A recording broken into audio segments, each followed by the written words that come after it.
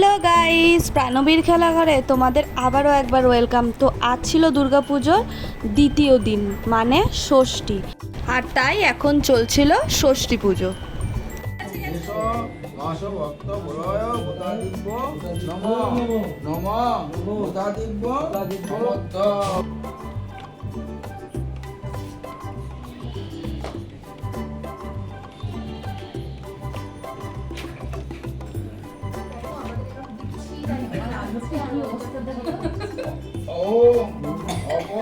আর তারপরে শুরু হয়ে গেছিল মাকে অস্ত্র গয়না পরানো।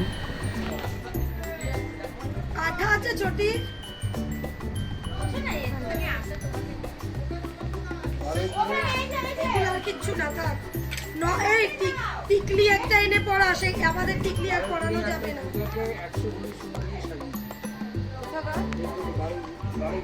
100 ভরি, আর ওই যে আইটিআইতে তো অনেক কেজি। চলো চট করে দেখে নাও মাম্মামের ষষ্ঠীর সাজ।